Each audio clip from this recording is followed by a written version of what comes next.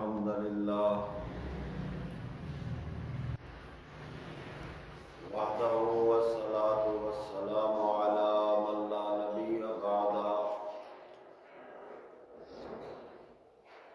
أما بعد فأعوذ بالله من الشيطان الرجيم بسم الله الرحمن الرحيم والذين آمنوا بالله ورسله أولئك هم الصديقون والشهداء عند ربهم لهم أجرهم ونورهم والذين كفروا وكذبوا بآياتنا أولئك أصحاب الجحيم۔ سورہ الحدید قرآن مبین کی 57 نمبر سورت ہے اور یہ مدنی سورت ہے۔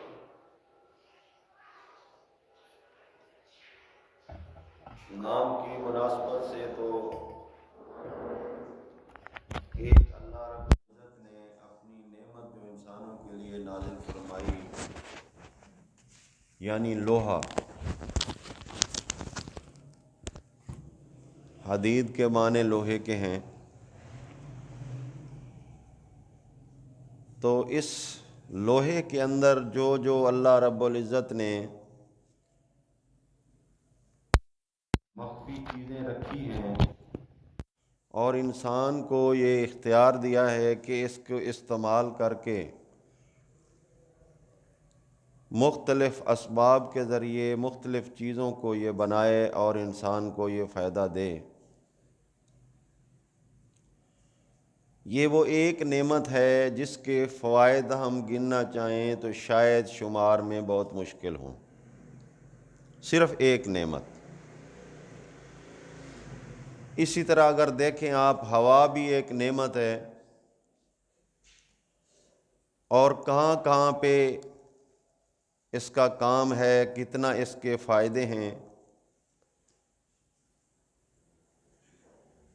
یہ بھی آپ کے سامنے ہے۔ پھر پانی، پھر روشنی، غرض کوئی بھی نعمت۔ پھر اللہ فرماتے ہیں ان تعدوا نعمت اللہ لا تحصوها، اگر تم اللہ کی نعمتوں کو گننا چاہو تو گن نہیں سکتے ہو۔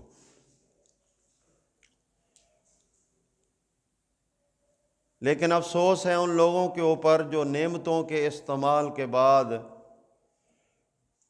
نہ صرف شکران نعمت کرنے کی بجائے کفران نعمت کرتے ہیں، بلکہ نعمت دینے والی ذات کا بھی کفر کر بیٹھتے ہیں۔ اکثر احباب کو میں یہ بات بتاتا ہوں کہ کفر جو ہے وہ وقت کے لحاظ سے اپنا معنی دیتا ہے۔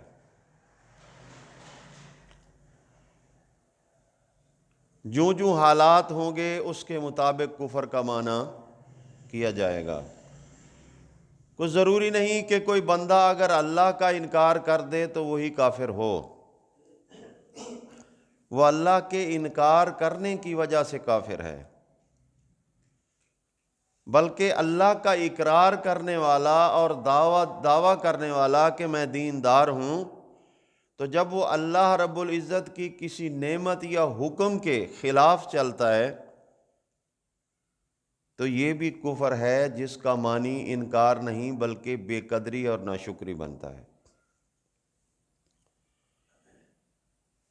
بہرحال نعمتیں استعمال کرنے کے بعد نعمت دینے والی اس ہستی کو اگر نہ پہچانا جائے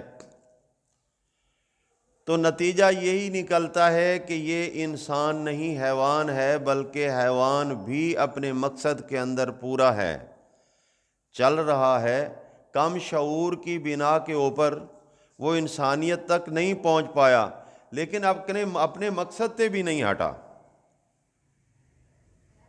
اللہ فرماتے ہیں بل ہم اضل، بلکہ یہ اس سے بھی گیا گزرا ہے۔ جو بھی مخلوق اپنا مقصد ختم کر بیٹھے، آپ کائنات پہ غور کر لیں، بڑی سے بڑی اللہ کی تخلیق جو ہے یہ پہاڑ ہیں، زمین ہے، سمندر ہے، سورج ہے، آسمان ہے۔ انسان تو ان کے مقابلے میں کچھ بھی نہیں ہے، لیکن جب یہ چیزیں اپنے مقصد اور مدار سے ہٹ جائیں تو نتیجہ کیا نکلے گا، اس پہ ذرا غور کر لیں۔ ایک ایسا وقت ہے کہ جب یہ اپنے اپنے مقصد اور مدار سے چیزیں ہٹیں گی تو اس وقت نتیجہ کیا ہوگا؟ اذا البحار فجرت، پھر یہ پانی تسکین پہنچانے والا یہ آگ طرح ابلنا شروع کر دے گا، پھر یہ پہاڑ وَإِذَا الْجِبَالُ سُيِّرَتْ، پھر یہ پہاڑ جو ہیں یہ چلتے نظر آئیں گے، دوڑتے ہوئے نظر آئیں گے، ٹوٹ پھوٹ کا شکار ہوں گے۔ وَإِذَا الشَّمْسُ كُوِّرَتْ، جب سورج کی یہ روشنی والا کور جو ہے یہ ختم کر دیا جائے، اتار دیا جائے، تو مقصد کیا ہے؟ مقصد یہ ہے کہ جب یہ معاملہ ہوتا ہے کہ کوئی چیز اپنے مقصد سے ہٹتی ہے تو ایک قیامت ہے۔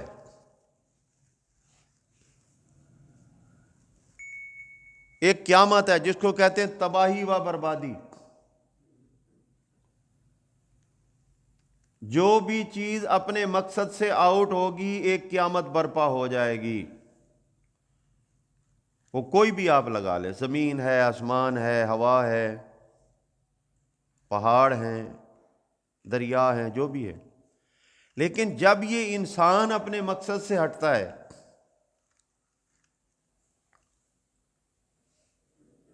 تو حقیقت یہی ہے کہ مالک الملک فرماتے ہیں کہ اگر اللہ انسانوں کے کرتوتوں کی وجہ سے اسی وقت فیصلہ فرمانا چاہے تو زمین و آسمان برباد ہو جائیں،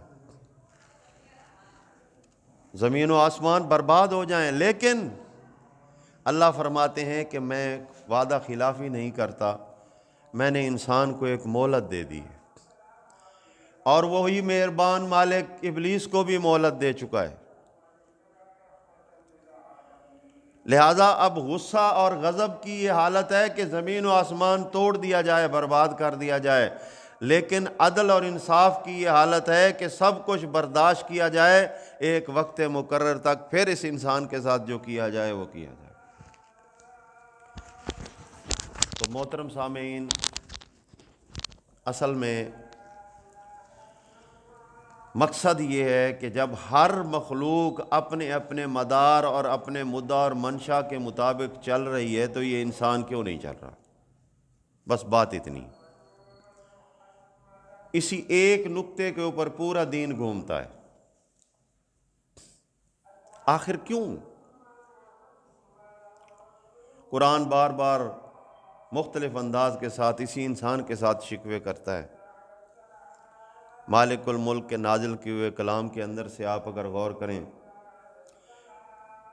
کبھی مالک کا شکوہ یہ ہوتا ہے ما قدر اللہ حق کا قدری، تو نے مالک کی پہچان کی قدر ہی نہیں کی، وہ مالک کتنا بلند و بالا ہے تیرے ذہن میں ذرا بھی خیال نہیں آیا۔ اگر اس طرح نہیں سمجھ سکتا تو پھر بار بار دیکھیں آپ سورہ رحمان پڑھیں، تقریباً 28 مرتبہ مالک الملک بار بار کہتا ہے فَبِأَيِّ آلَاءِ رَبِّكُمَا تُكَذِّبَانِ، اور دنیا کے دلدادہ نعمتوں کے کھانے والے، اپنی آسائش کے بندے ذرا غور کر، تو کس نعمت کو جھٹلائے گا؟ تو یقیناً تو نہیں جھٹلا سکتا، تو جو نعمتیں دینے والا ہے اس کو کیوں جھٹلا رہا ہے؟ نعمت تو اس کی مخلوق ہے۔ تجھے مخلوق سے بڑا پیار ہے، یہ سونا چاندی، یہ مال و زر، یہ زمین، یہ باغات، یہ محلات، یہ کیا ہیں؟ مخلوق ہیں، ان کا خالق اللہ ہے۔ لیکن افسوس ہے افسوس یہ ہے، دیکھیں ہزاروں جانوروں، آپ نے شاید وہ دیکھا ہو، ایک جنگل کا چینل چلتا ہے جس کو کہتے ہیں اینیمل، ان ہزاروں جانوروں کے اندر ایک بچے کی ماں ہوتی ہے جو ماں سے بچھڑا ہوا ہو، ہزاروں مادائیں ہیں، لیکن پہچان کس طرح ہوتی ہے ماں بیٹے کی؟ شکلیں بھی ایک ہیں، جھنڈ بھی ہے، گیدرنگ بھی ہے، لیکن فطرت کا تقاضا یہ ہے کہ اس کو ماں قبول کرتی ہے، اس بچے کو، اور بچہ بھی اسی کو ماں مانتا ہے، اور کوئی قبول کرنے کے لیے مادہ تیار نہیں۔ یہی فطرت ہے، اسی کو فطرت کہتے ہیں اور اسی کو پہچان کہتے ہیں۔ یہ انسان حیوان سے بھی بدتر ہو چکا ہے۔ نعمت کا دہندہ جو ہے، جہاں سے نعمت میسر ہے، حق تو یہ تھا اس کو ڈھونڈ کر پایا جاتا، ڈھونڈا جاتا اس کو۔ ایک حیوان اپنے نعمت دہندے کو ڈھونڈ کر اس کو حاصل کرتا ہے، پھر اس کو نعمت میسر آتی ہے، لیکن ایک انسان نعمت دہندے کو بھول چکا ہے، کبھی اس کی فکر ہی نہیں کی، صرف نعمتوں کے پیچھے لگا ہوا ہے، اور وہ بھی اپنا اپنا معیار۔ علم بھی ایک نعمت ہے، صبر بھی ایک نعمت ہے، انصاف بھی ایک نعمت ہے، تقوی بھی ایک نعمت ہے، مروت یہ بھی ایک نعمت ہے، لیکن کبھی کبھی انسان بربریت کے اوپر آ جاتا ہے، ان نعمتوں کو چھوڑ کر اپنے معیار کی نعمتیں ڈھونڈتا ہے، قتل و غارت کرے، حق تلفی کرے، زیادتیاں کرے، اور پھر ستم تو یہ ہے، یقین کریں دنیا کے اندر دنیا چاہنے والے فرعون بڑے آئے، وہ دنیا کے فرعون تھے، لیکن ستم ظریفی یہ ہے کہ دین کا نام لے کر مقاصد حاصل کرنے والے فرعونوں کی بھی اب تعداد کوئی کم نہیں ہے۔ فرعون کہتے کسے؟ وہ شخص جو صرف اپنی ذات کا بندہ ہو، اپنا مقصد پورا کرنا چاہتا ہو، دنیا مافیا سے بے پرواہ ہو، جو اس کا غلام بن جائے وہ اس کو پیارا، جو اس کے خلاف کھڑا ہو جائے تو وہ اس کو قتل کر دے۔ یہی حالت اب دینی ان فرعونوں کی ہو چکی ہے، جنہوں نے نہ صرف دین کو بدنام کیا ہے بلکہ دین کے نام کے اوپر اپنی بادشاہت اور فرعونیت کو قائم کیا ہے۔ یقین کریں ایسے ایسے فتنے کھڑے کرتے ہیں، اگر ان کے خلاف کوئی ہو جائے، کوئی حق والا ان کے مخالفت کے اندر آ کر کلمہ حق بیان کرے تو ایسے ایسے سنگین جرائم کا الزام لگا کر اس اندھی قوم کے حوالے کر دیتے ہیں اس کو۔ پھر انسانوں کو جلانے والے بھی یہی ہوتے ہیں، ان کے قاتل بھی یہی ہوتے ہیں، لیکن حقیقت کیا ہے؟ حقیقت یہ ہے کہ یہ سب کچھ جو ہو رہا ہے اللہ کے خوف اور تعارف کے بغیر ہو رہا ہے۔ اگر اللہ کا خوف اور تعارف صحیح معنوں میں ہو تو انسان ان سے بنا ہے۔ انسان بہترین مخلوق اس لیے کہلایا گیا ہے کہ یہ نہ صرف اپنے جیسے انسانوں پہ رحم کرتا ہے، یہ تو حیوانوں پہ بھی رحم کرتا ہے، یہ حیوانوں کا بھی حق ادا کرتا ہے۔ لیکن آج یہ انسان کی شکل میں جو حیوان موجود ہے،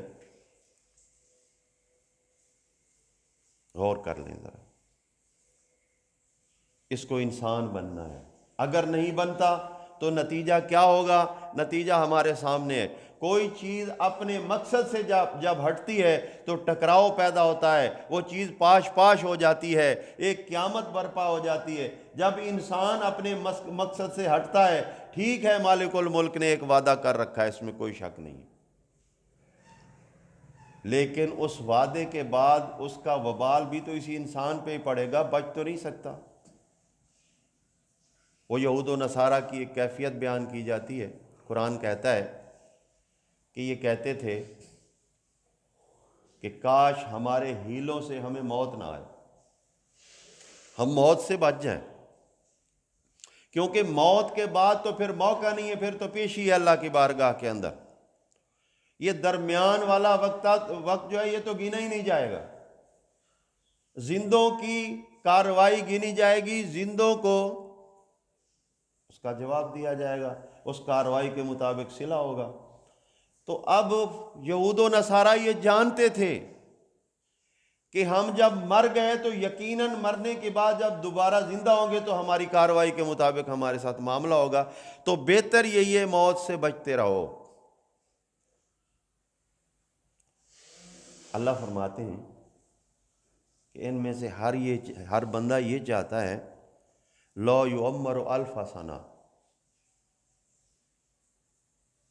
کاش اس کو ہزاروں سال عمر مل جائے، لیکن سال ختم ہو جائیں گے نا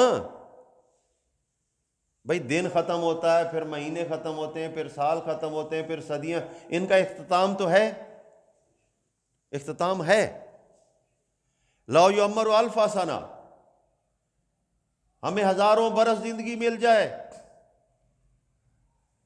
اللہ فرماتے ہیں وما هو بمزحزحہ من العذاب، ان سے پوچھو نادانو اتنی عمر لینے کے بعد پھر بھی تو مرو گے، پھر کیا یہ تمہاری عمر تمہیں اللہ کے عذاب سے بچا لے گی؟ یہ بھی نکتہ کافی ہے سمجھنے کے لیے۔ افسوس ہے اس انسان کے اوپر، یہ انسان اپنا ہی دشمن ہے۔ اللہ رب العزت کا باغی تاغی بنتا ہے، اس کا شریک مقرر کرتا ہے، اس کی نافرمانی کرتا ہے، اس کی آیات کی تکذیب کرتا ہے۔ جس طرح اللہ نے فرمایا نا اتخذوا احبارهم ورهبانهم اربابا من دون اللہ،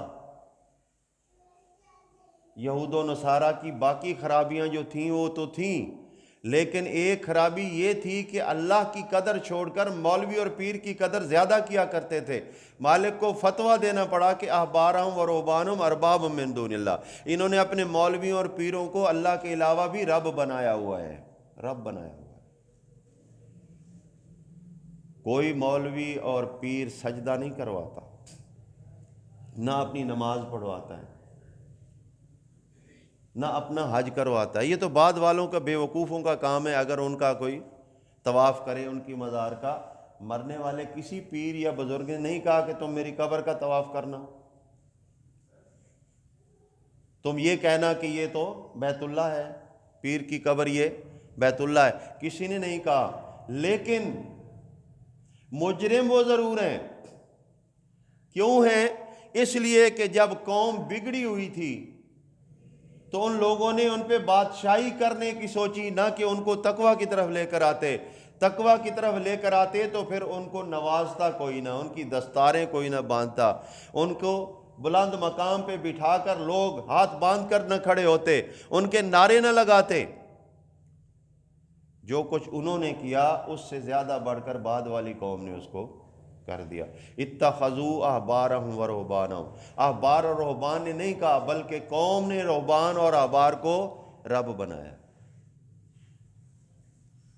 اور آج بھی کہتے،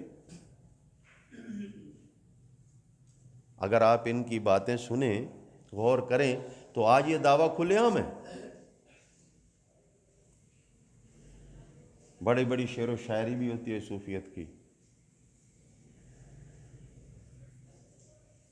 آپ اس بات کو یقین کریں کہ ایک شریف آدمی، ایماندار آدمی جب یہ باتیں سنتا ہے دل کے اندر آگ لگتی ہے،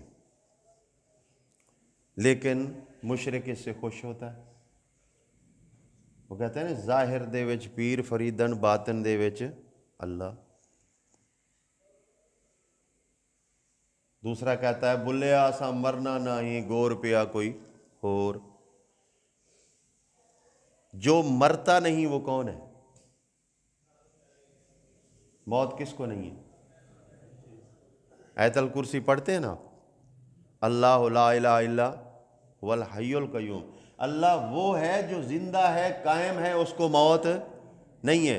اگر کوئی صوفی کہہ دے، کوئی مولوی کہہ دے، کوئی پیر صاحب کہہ دے کہ ہم نہیں مرتے، یہ قبر میں تو کوئی اور چیز جاتی ہے، اس کا مطلب ہے یہ مٹی جاتی ہے، ہم اصل میں جو اندر والے ہیں وہ تو اللہ ہی ہے۔ یہاں تک بگاڑ آ چکا ہے۔ سدھرے گی قوم کیسے؟ پھر چیختے ہیں، چلاتے ہیں، مر گئے جی پوری نہیں پڑتی،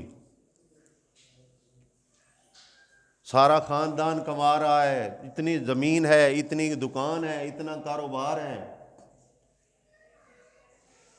لیکن پوری نہیں پڑتی۔ کیوں پڑے؟ جب ایمان ہی نہیں ہے، جو دینے والا ہے اس کا یقین ہی نہیں ہے۔ ذمہ دار نے ارادہ اور پکا تہیہ کیا ہوا ہے کہ دوسرے کا پانی چوری کرنا ہے، لازماً کرنا ہے، اپنے حصے کا بھی پینا ہے، دوسرے کا بھی پینا ہے۔ اب جب وہ دوسرے کا پانی اپنے کھیت کو لگائے گا، وہ حلال ہے یا حرام؟ حرام ہے۔ اس حرام پانی سے فصل پیدا ہوگی، اسی سے اس کو آمدن ہوگی، وہ اس کے گھر میں آئے گی۔ جب حرام رزق گھر میں آئے گا، برکت کہاں سے آئے گی؟ یہ بیچارہ وہ کسان ہے جو گرمی سردی خزاں بہار کسی کدال کے ساتھ ہی چمٹا رہتا ہے۔ لوگ سوئے ہوئے ہوتے ہیں، یہ راتوں کو پانی لگا رہا ہوتا ہے، لوگ دن کو آرام کر رہے ہوتے ہیں، یہ تپتی دوپہر کو کسی کدال لے کر زمین کھود رہا ہوتا ہے، اس کے اندر ہل چلا رہا ہوتا ہے، لیکن اس کے باوجود اس کی نیت اتنی خراب کرنے والا ہے کون؟ ذرا اس پہ غور کریں، میں آپ کو بتاتا ہوں وہ کون ہے۔ انسان غلطی کر کے شرمندہ تو ہوتا ہے نا، نادم ہے، شرمندہ ہوتا ہے۔ ایک صاحب کہتے ہیں گھبراؤ نہیں، گھبراؤ نہیں،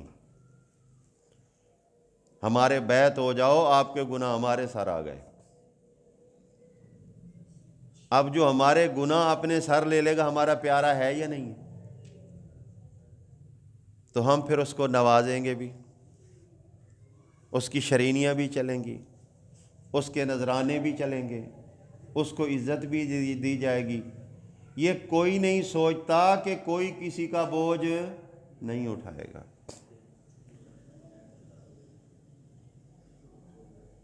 میری یا معاشرے کے اندر جس کیٹیگری کے لوگ ہیں، ان کی کیا حیثیت ہے؟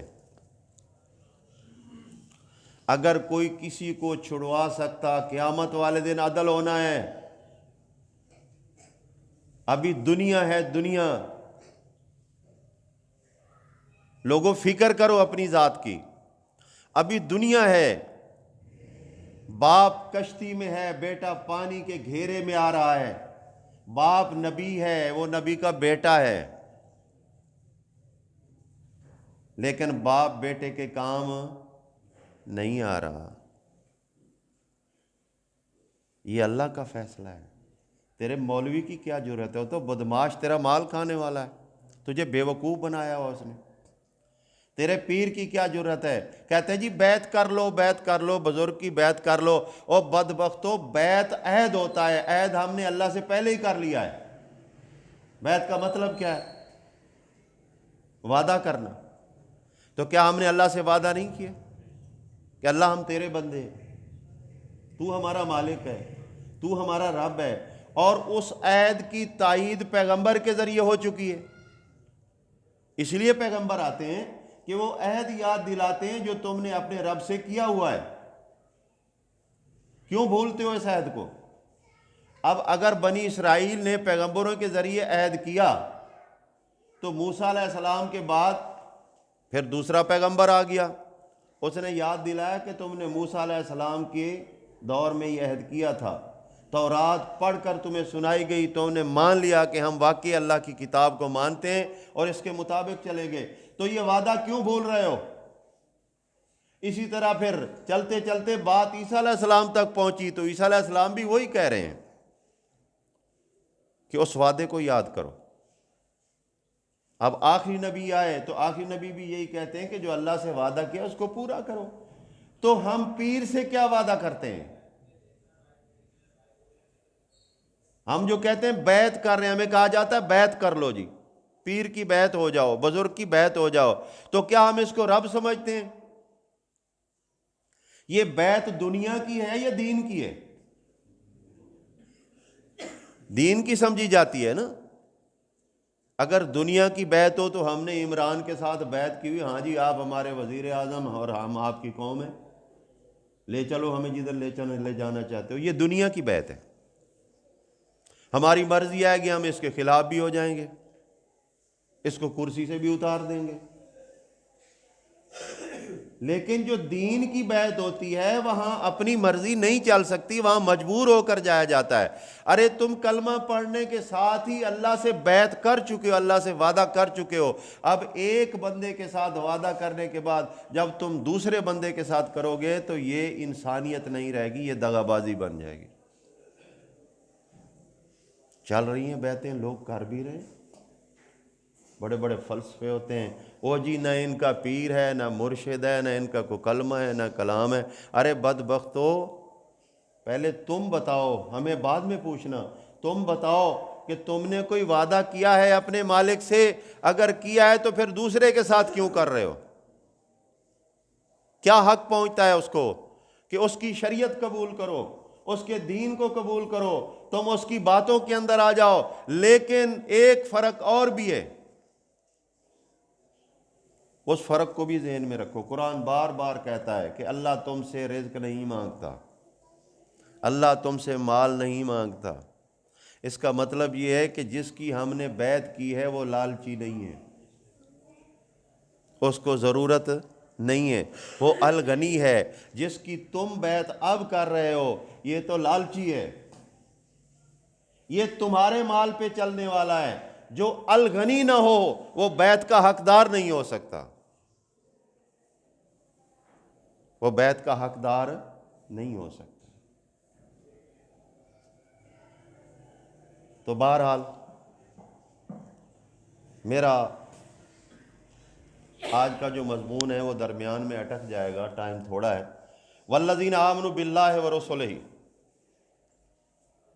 یہاں دو چیزوں کی تکرار آ رہی ہے بار بار۔ آپ قرآن میں جہاں بھی ایمان کی بات، باللہ ایمان باللہ ہوگا، ساتھ ایمان بالرسول بھی ہوگا۔ اللہ پہ ایمان لاؤ، اس کا مطلب یہ ہے کہ اللہ کی طاقت کو مانتے ہوئے اپنے آپ کو جھکا لو۔ اب اگر کوئی اس کے مقابلے میں آئے تو حق بنتا ہے تمہارا کہ اگر اللہ کے وفادار ہو تو اپنے مالک کی وفاداری کرو اور اس کے مخالف کو اپنا مخالف سمجھو۔ یہ شیطان انسان کی شکل میں ہو یا جن کی شکل میں، یہ اللہ کا دشمن ہے، اللہ کا مخالف ہے۔ اگر ایمان رکھتے ہو اللہ کے ساتھ تو پھر اللہ کے دشمن کو دوست کبھی نہ بناؤ۔ یہاں تو ملا اور پیر اور جماعت اور امیر اور پتہ نہیں کیا کیا سب کے پیچھے چلنا بلکہ نہ صرف جائز سمجھتے ہیں بلکہ نیکی اکبر سمجھتے ہیں۔ یہ نہیں سوچتے، ہاں یہ ضرور ہے حق والوں کا ساتھ دو۔ اگر مولوی حق پہ ہے، اگر پیر حق پہ ہے تو آپ حق کا ساتھ دے رہے ہو اللہ کی رضا کے لیے، نہ کہ مولوی اور پیر کا ساتھ دے رہے ہو۔ چلے یہ نکتہ بھی سمجھ آ جائے، بڑی بات ہے۔ تو جو اللہ پہ یقین رکھے، اگر بندے کو اللہ پہ یقین ہو تو غیر اللہ کی طرف جائے گا؟ نہیں جائے گا۔ مزار والا اللہ ہے یا غیر اللہ؟ غیر اللہ ہے۔ مزاروں پہ لوگ کیوں جا رہے ہیں؟ سوچیں ذرا، یہ تعزیت دلدل پہ کیوں جا رہے ہیں؟ مقصد کیا ہے؟ جب مان لیا ربنا اللہ، ربنا اللہ الذین قالوا ربنا اللہ، جنہوں نے کہہ دیا ہمارا سب ضرورتوں کا پورا کرنے والا اللہ ہے، تو پھر دغا بازی کیوں ہے؟ یہاں کیا کیوں گئے ہو؟ مقصد کیا تھا؟ یہ بابوں کے آستانے کیوں آباد ہیں؟ مسجدیں کیوں ویران ہیں؟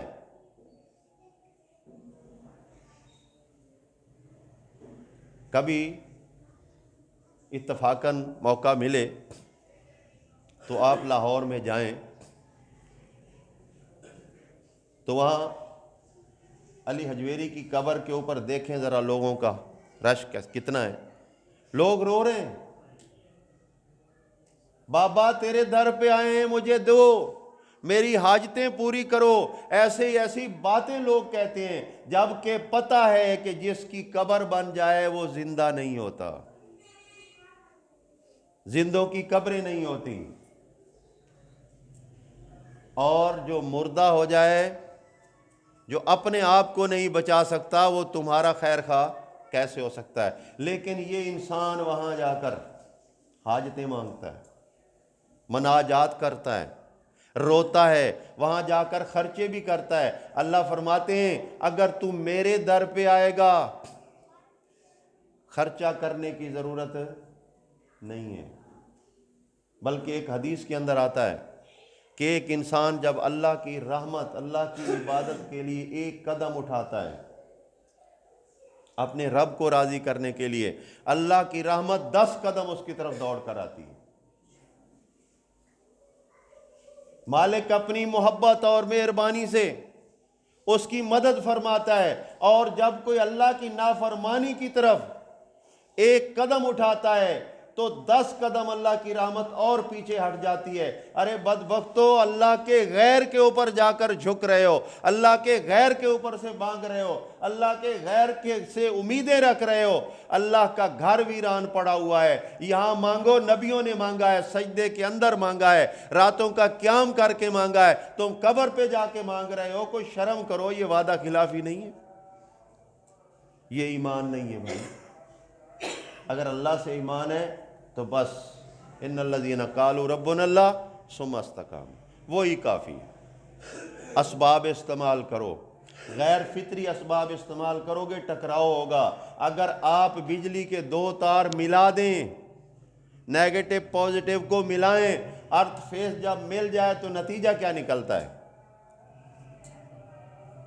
دھماکہ ہوگا، نقصان ہوگا. ایمان، توحید یہ پازیٹیو ہے، اور شرک، کفر، بدعات یہ نیگیٹو ہے. یہ کبھی ایک نہیں ہو سکتے. اسی فرق کو سمجھنا ضروری ہے. تو جو لوگ اللہ کی بات مان جائیں، اب اگلی بات کیا ہے؟ وَرُسُلِهِ، رسول ہی نہیں کہا. مسلمان عیسائیوں یہودیوں کی طرح رسولوں میں فرق نہیں کرتے. رسول جمع کے لیے آیا ہے. مومن کی شان یہ ہے کہ مومن ہر رسول پہ ایمان رکھتا ہے کہ ہر رسول اللہ کا سچا رسول، اور وہ حق پہ چلا، اور اسی سلسلے کے ساتھ چلتے ہوئے آخری سلسلہ محمد رسول اللہ صلی اللہ علیہ وسلم تک پہنچا ہے. تو جو محمد صلی اللہ علیہ وسلم کی اطاعت کرے گا یقیناً وہ سارے رسولوں کی اطاعت کرے گا.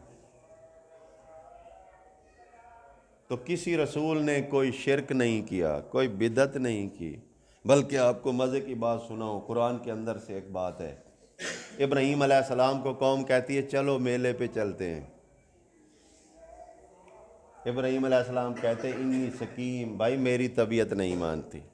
یہاں بیوقوف ملاؤں نے کہا جی ابراہیم علیہ السلام نے جھوٹ بولا ہے کہ میں بیمار ہوں. اس مولوی کو اللہ ہدایت دے. کیا نبی بھی جھوٹ بولتے ہیں؟ بلکہ قرآن کہہ رہا ہے وَاذْكُرْ فِي الْكِتَابِ إِبْرَاهِيمَ إِنَّهُ كَانَ صِدِّيقًا نَبِيًّا. صدیق بھی کہا اور نبی بھی کہا. صدیق کس کو کہتے ہیں؟ 2 معنی کے اندر آیا ہے. صدیق دوست کو بھی کہتے ہیں عربی میں، اور صدیق سچے کو بھی کہتے ہیں.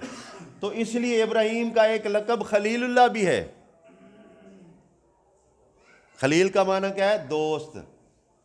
یعنی یہ صدیق ہے، اللہ کا دوست ہے، یہ سچا ہے، یہ نبی بھی ہے، یہ جھوٹ نہیں بول سکتا. کیونکہ قرآن کہتا ہے لعنت اللہ علی الکاذبین، جھوٹے پہ اللہ کی لعنت ہوتی ہے. تو نعوذ باللہ من ذالک جو بدبخت ابراہیم علیہ السلام کو کہتے ہیں کہ اس نے جھوٹ بولا ہے، تو کیا سمجھ رہے ہیں اس کو؟ گستاخی ہے یا نہیں؟ گستاخی ہے.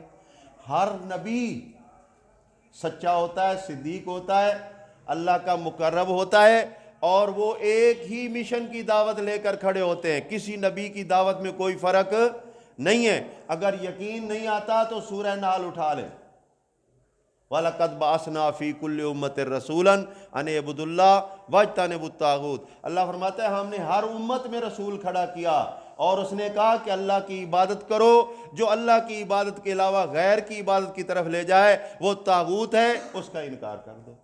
یہ ہر نبی کی دعوت۔ تو رسول کی اطاعت کریں گے نا؟ رسول نے جو کام کیا کریں گے، جو نہیں کیا اس کو چھوڑ دیں گے، کیونکہ اس کو بدعت کہتے ہیں۔ اچھا میں اب سوال کرتا ہوں آپ سے، ابراہیم علیہ السلام کو میلے کی دعوت دی گئی، انہوں نے کہا میں نہیں جاتا۔ میلے پہ کون جاتے تھے؟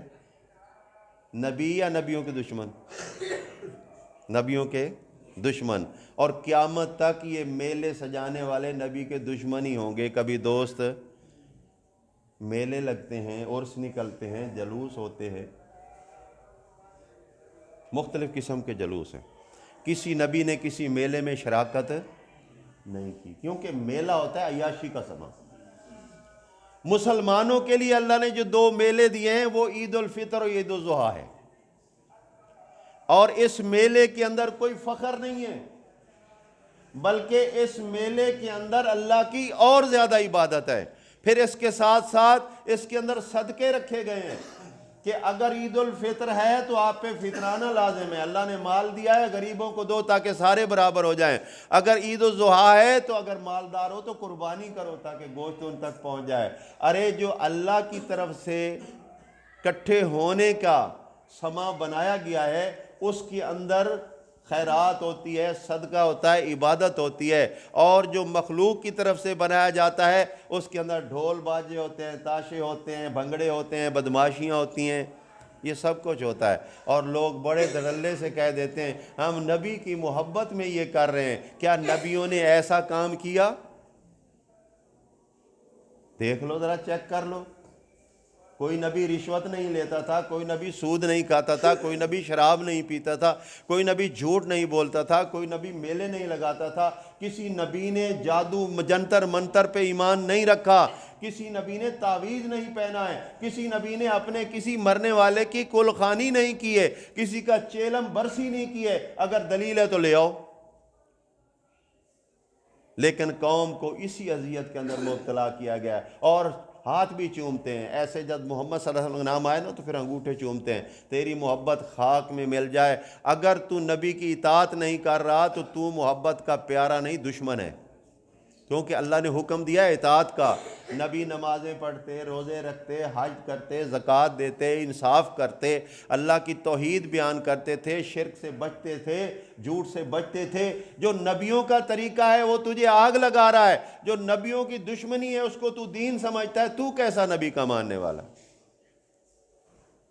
یہ فرق سمجھنا پڑے گا، پھر رسول پہ ایمان ہوگا۔ پھر فرمایا اولئک هم الصدیقون۔ اللہ اکبر، بڑا مقام ہے مومن صاحب تیرا بھی، بشرطے کہ مومن ہو تو۔ اللہ تجھے صدیق کہہ رہا ہے۔ صدیق کے دو معنی یاد ہے نا، سچا بھی اور اللہ کا دوست بھی۔ ہو مومن، رسول کے طریقے پہ زندگی گزارنے والا ہو، اللہ فرماتے تو صدیق ہے۔ اولئک، بلکہ ایسے سارے ہی صدیق ہیں۔ آگے فرمایا والشہداء، کیوں کہ یہ حق کی گواہی دینے والے ہوتے ہیں۔ وقت نہیں ہے اس شہید کی تشریح میں کچھ کرتا، لیکن بہرحال جمعے کا ٹائم ہو گیا ہے، انشاءاللہ پھر صحیح۔ عند ربہم، اللہ کے نزدیک یہ مومن کا مقام ہے۔ پھر کیا فرمایا؟ لہم اجرہم، ان کے لیے بدلہ ہوگا۔ کیا بدلہ؟ نورہم۔ کیا بات! ایک بندہ اندھیرے میں ہاتھ مار رہا ہو، نظر کچھ نہ آ رہا ہو، اس سے کوئی پوچھ کر دیکھے کہ روشنی کیا چیز ہوتی ہے، یہ تو کل قیامت والے دن پتہ چلے گا نا۔ اللہ فرماتے ہیں مومن کے چہرے روشن ہوں گے، اس کے دائیں نور ہوگا۔ فرشتے پروٹوکول کے ذریعے، آج جناب وزیر اعظم کا پروٹوکول ہوتا ہے، 2-3 گاڑیاں آگے پیچھے لگے ہوتے، وزیر اعظم پھولا ہوتا ہے، بڑا مجھے عزت مل رہی ہے۔ یہ تیری خاک کی عزت ہے؟ کوئی عزت نہیں۔ ایکسیڈنٹ ہوگا بھی مر جائے گا، سارا پروٹوکول گیا۔ لیکن وہ پروٹوکول جس کو فرشتے دیں، تتلقاہم الملائکہ، تو فرشتے گلے ملیں گے آ کر کہ کامیاب ہو گئے، لکم البشرا، کامیابی ہے، طوبی لکم، آج تم کامیاب ہو گئے ہو، آؤ ہمارے مطلب خدمت کو قبول کرتے ہوئے، آؤ تمہیں ہاتھوں پہ اٹھا کر جنت میں لے جاتے ہیں۔ یہ وہ مومن ہوں گے۔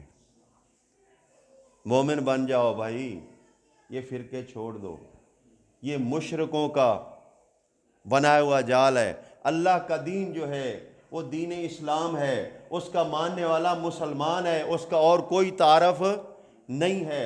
اور پھر اس کی سب سے بڑی پہچان یہ ہے کہ وہ پیغمبر کی سنت کو مانتا ہوگا، اطاعت میں پیغمبر کی سنت کو سامنے رکھے گا، اور سنت ہمارے سامنے جس بات میں خیر ہوگی وہی پیغمبر کی سنت ہے، کیونکہ شر والا کام پیغمبر نہیں کرتے۔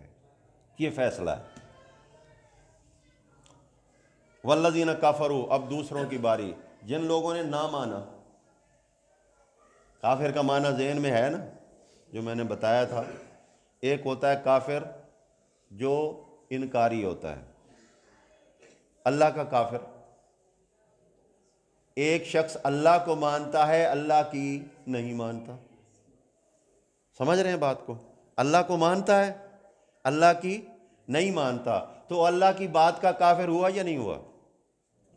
اب یہ معیار لے کر ذرا معاشرے میں چلے جائیں۔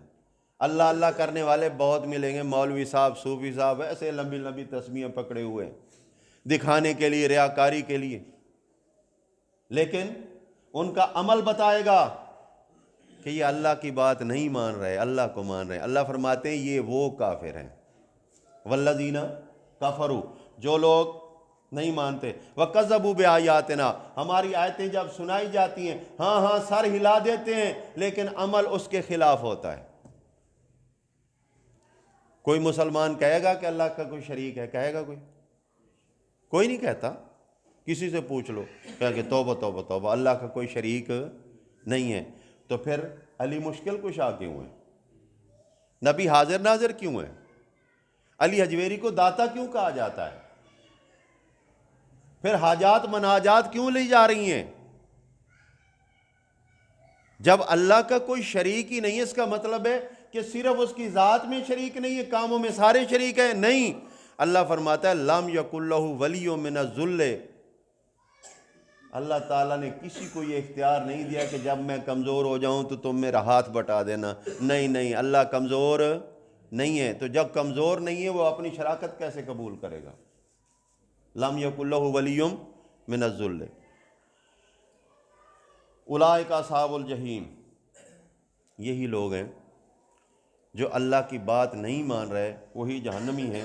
اعلموا انما الحیات الدنیا لعب و لہو، جان لو، اعلموا، اس کا مطلب یہ ہے کہ جب کوئی گھنٹی بجاتا ہے، جب کوئی خاص اعلان ہونا ہوتا ہے، لوگ کہتے ہیں چپ کرو اعلان ہونے والا ہے، تو قرآن کا یہ لفظ جو ہے نا، اسی کا مصداق ہے کہ اعلموا، اور سمجھو، سنو، غور کرو۔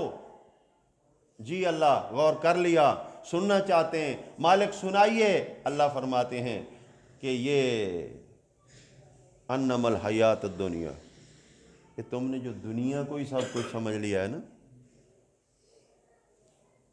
اس کی مثال ایسے ہے، ایک بچہ پڑھتا سکول میں ہے، اور جب کمرہ امتحان میں جاتا ہے تو اس کو وقتی طور پہ ایک کرسی دی جاتی ہے، ایک سامنے میز ہوتی ہے، ایک قلم ہوتی ہے، پیپر ہوتا ہے، کچھ وقت کے لیے ہوتا ہے نا۔ جب وہ لکھ لے گا تو لے لیا جائے گا، اس کو کہا جائے گا چلو اپنے گھر بتا دیں گے تمہارا رزلٹ کیا ہے۔ یہ زندگی صرف امتحان کا پیپر لکھنے کی ہے، موت کے بعد انتظار ہے قیامت تک کے رزلٹ کا، اور قیامت رزلٹ نکلنا ہے۔ یہ ساری چیزیں فطرت کے مطابق تو ہیں، سمجھ کیوں نہیں آ رہی؟ اعلموا انما الحیات الدنیا لعب و لہو، یہ کھیل تماشے کا دور ہے۔ ہمیشہ امتحان اس وقت ہوتا ہے جب دونوں چیزیں موجود ہوں۔ سلیکٹ کرو بھائی، اچھی کو کرتے ہو یا بری کو کرتے ہو، پھر مارکنگ کی جائے گی، اختیار تمہیں، جاؤ۔ تو اس لیے دنیا کو نعمت کی حیثیت بھی دی، دنیا کو کھیل تماشے کی حیثیت بھی دی ہے۔ جو اس کو نعمت سمجھتا ہے وہ اللہ کی حدوں کے اندر رہتا ہوا استعمال کرے گا، مومن بن کر کرے گا۔ جو اس کو کھیل تماشا اور اپنی زندگی کے مقصد کو ختم کر چکا ہے وہ سب کچھ اسی کو سمجھے گا، پاگلوں کی طرح اسی دنیا کے پیچھے لگے گا، نہ حرام کی تمیز نہ حلال کی تمیز، نہ اولاد کے وقت کو دینے کا کوئی موقع ہے، نہ بیوی کو وقت دینے کا، نہ مسجد کو وقت دینے کا، نہ دعوت و تبلیغ کو وقت دینے کا، صرف ایک ہی دنیا کہ دنیا دنیا دنیا۔ اللہ فرماتے ہیں الہاکم التکاثر حتی زرتم المقابر۔ اللہ سے دعا کرتا ہوں اللہ تعالیٰ سمجھنے کی توفیق عطا فرمائے، اللہ عمل کرنے کی توفیق عطا فرمائے۔ دوستو آپ سے کوئی لالچ نہیں، اللہ گواہ ہے کوئی لالچ نہیں، صرف اس لیے آپ کو یہ گزارش کرتے ہیں کہ انسان بڑا قیمتی ہے۔ اگر کتے کا بچہ بھی آگ میں جل رہا ہو تو انسان دوڑ کر بچاتا ہے، تو اللہ فرماتا ہے اللہ کی بات سچی ہے، اگر ایمان نہ لائے، اگر توحید نہ مانی، اگر اچھے عمل نہ کیے تو انسان جہنم میں جائے گا۔ ہمیں بس یہی فکر ہے کہ یہ انسان کا بچہ آگ میں نہ جلے، بس یہی لالچ، کوئی لالچ نہیں ہے۔ غور کریں، فکر کریں، اس دعوت کو دوسروں تک پہنچائیں۔ یہ دعوت خیر ہے، ایمان کی دعوت ہے۔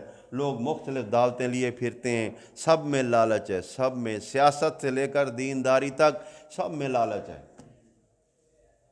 لیکن دعوت جو بے لوث ہے، بغیر لالچ کے، وہ دعوت توحید ہے۔ اللہ تعالیٰ اس دعوت کو سننے اور آگے پھیلانے کی توفیق عطا فرمائے۔ سبحان ربک رب العزت عما یصفون وسلام علی المرسلین والحمد للہ رب العالمین۔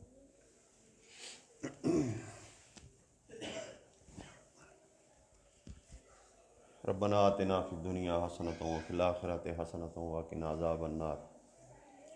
ربنا لا تزغ قلوبنا بعد إذ هديتنا وهب لنا من لدنك رحمة إنك أنت الوهاب۔